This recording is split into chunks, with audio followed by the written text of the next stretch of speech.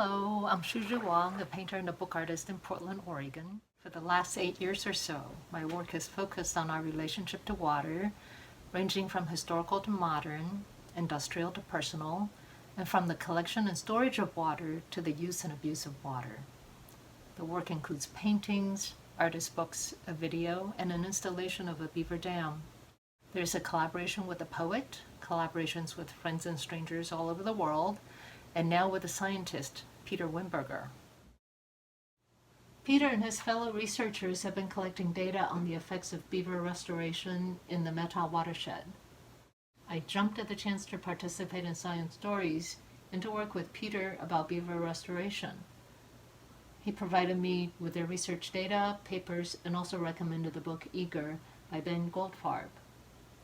By mid-February, I had a mock-up of my initial concept, a game that allowed the players to try their hands at beaver restoration in a race against time.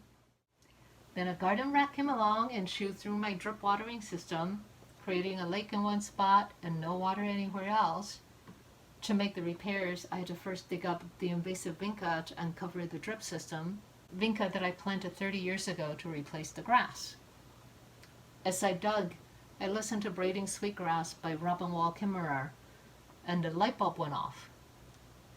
My garden, with its human-made waterways, is kind of a microcosm of the greater ecological system, and my meandering drip system, similar to our modern river systems where we think of them as ribbons. But without human intervention, and with plenty of rodent intervention, our waterways would be much more complex.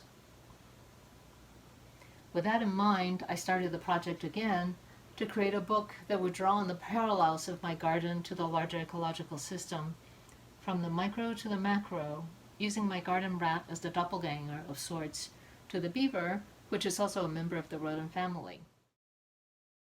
As I read about the history of our desires for beaver pelts and our disdain for them as pests, I kept on going backwards in time until I finally reached the body louse and the origin of clothing. In the end, Castor and Sapient is a book of 4 stories in chronological order, starting with the body louse and ending with a hopeful note on environmental restoration, and a story of my garden is sandwiched in between.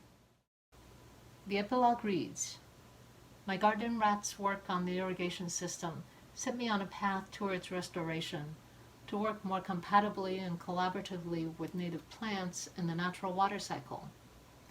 Beavers, unlike my rat, do the actual work of environmental restoration, creating ponds, wetlands, aquifers, fire breaks, carbon sinks, and if we humans can work with them, understanding that our futures are intertwined, we can achieve our common goals.